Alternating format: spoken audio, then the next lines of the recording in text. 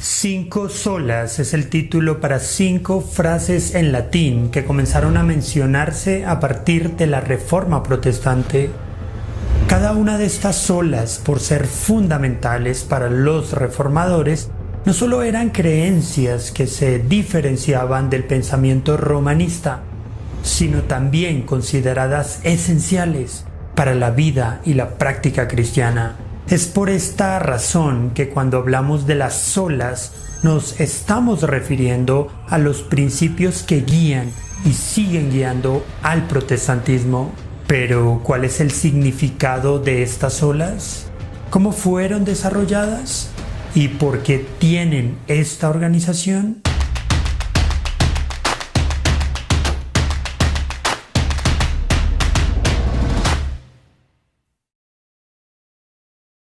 Para comenzar, es importante decir que estas frases representan el corazón de la teología reformada, ya que resumen las verdades no negociables del Evangelio. Así que, antes de contar la historia, aquí tienes un resumen de cada sola. Sola Escritura.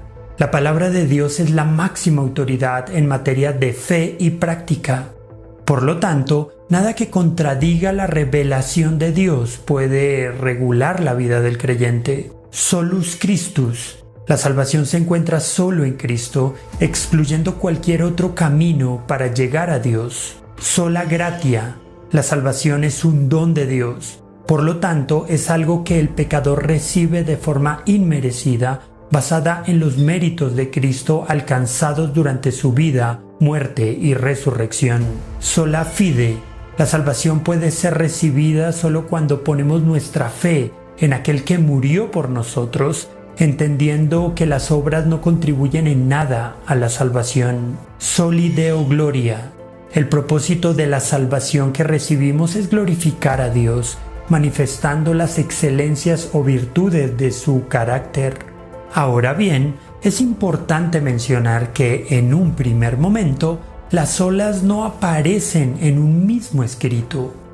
Es por eso que sola gratia y sola fide fueron primariamente las más usadas por los mismos reformadores. Es más, en las tempranas referencias a ellas, 3 fueron típicamente mencionadas: escritura sobre tradición, fe sobre obras y gracia sobre mérito. En otras palabras, sola escritura, sola fide y sola gratia. En efecto, Kevin Van Hooser señala que, si bien los libros de hoy suelen tratar las 5 solas juntas, fue solo en el siglo XX cuando se mencionaron colectivamente. El mismo autor afirma que sola fide, sola gratia y sola escritura se pueden encontrar en los escritos de reformadores, pero la consideración de las 5 solas viene después. Por ejemplo, la frase sola escritura viene del siglo XVI. Sin embargo, la expresión misma se encuentra entre los reformadores en 1526. De hecho, Bucero la usó en 1536 y Juan Calvino en sus Instituciones. Respecto a sola fide, Lutero llegó a mencionar célebremente esta frase en su traducción de Gálatas 3, como en sus comentarios a la misma epístola. El reformador dice: en estos pasajes el apóstol se refiere no a la ley ceremonial únicamente, sino del modo más general a toda ley, pues como la fe sola es la que justifica y la que produce buenas obras, la lógica consecuencia es que no hay absolutamente ninguna obra que pueda justificar, sea de la ley que fuere. Tampoco son buenas las obras de ley alguna, sino que las únicas obras buenas son las de la fe. En 1521, Melanchthon mencionó esta sola en sus Loci Communes, su texto sistemático. Karlstadt refiere esta sola en su Disputa Teológica de 1519, lo cual hace referencia a lo que había señalado Lutero y Melanchthon. Sola fide también se encontró en la obra de François Lambert, Juan Ecolampadio, Martín Bucero, Heinrich Bullinger, Vermigli y Calvino. Es más, Esta sola se encuentra en la Confesión de Augsburgo, en la Confesión belga y en el texto en latín del Catecismo de Heidelberg.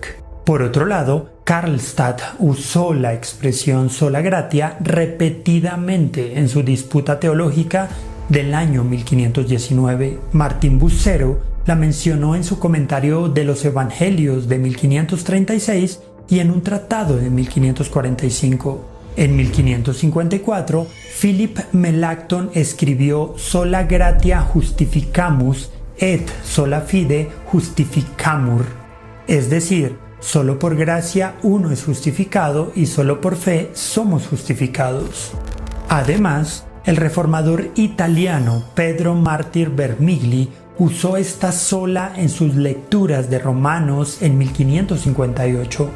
Wolfgang Musculus en sus lecturas de Gálatas y Efesios y Casparo Levianus en sus lecturas de Romanos.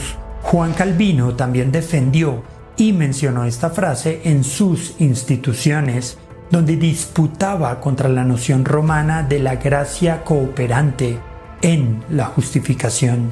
Como está demostrado, estas tres solas fueron primariamente desarrolladas por los reformadores y no las 5 solas en conjunto. Sin embargo, esto no quiere decir que las solas restantes sean ilegítimas en su consideración como creencias protestantes. Más bien, la organización de las 5 frases, la cual se dio a partir del siglo XX, muestra una importante unidad orgánica. En cuanto a la organización de las solas, como se señaló, entre 1916 y 1960, todas las solas estaban en uso, por lo cual en el proceso de estudio de la Reforma Protestante llegaría el momento en que se reunirían en un solo texto. En su obra de 1958, La Reforma, el historiador Sir Geoffrey Elton enumeró 4 de ellas: sola fide, sola gratia, sola scriptura y soli Deo gloria. En 1962, Emil Brunner menciona la frase solus Christus en la traducción al inglés del tercer volumen de la Dogmática. También registra esta sola cuando comenta el pensamiento de Karl Barth, quien ya había mencionado la misma expresión. Además, Elton enlistó sola fide con sola gratia como un solo término, seguido por sola scriptura y soli Deo gloria. Unos años más tarde, el teólogo católico Johann Baptist Metz editó el libro La Iglesia y el Mundo, un volumen con varios artículos. Uno de ellos, escrito por el sacerdote holandés Joseph Frans Lescrawaet, se tituló Las Iglesias Reformadas. Allí el autor comenta: como Lutero, Calvino estaba comprometido con las 3 solas: sola scriptura, sola gratia, sola fide, anteriormente resumidos por Lutero en Christus solus, pero agregando expresamente el soli Deo gloria. Ahora, el hecho de que la sistematización de las 5 solas haya sido realizada por un erudito romanista no empaña de ninguna manera su significado o uso por parte de los protestantes. El valor de este conjunto de frases reside en su gran poder de síntesis para expresar las verdades fundamentales que distinguen a las iglesias protestantes.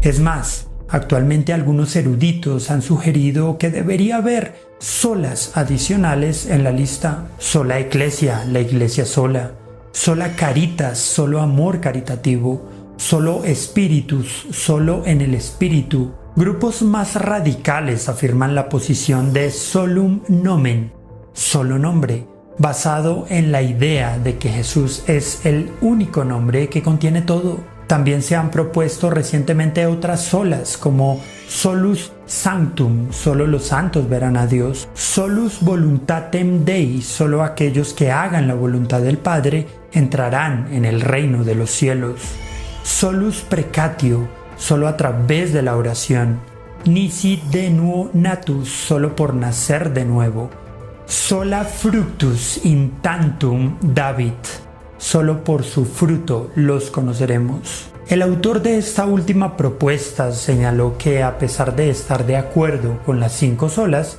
hay una necesidad de sostener estas 12 solas para construir una base reformada en las iglesias. Quizás esta propuesta de agrandar la lista de las 5 a 12 solas no tenga la acogida esperada, debido a que a lo largo de todos estos años, las 5 solas han sido un excelente resumen de las doctrinas fundamentales del protestantismo y del cristianismo en sus más profundas bases bíblicas, desde sus mismos inicios hasta el día de hoy.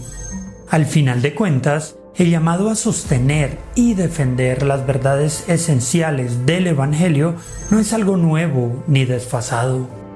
Las solas de la Reforma deben ser abrazadas por todo protestante, porque de su comprensión y práctica depende una genuina salvación. ¿Y tú, qué piensas?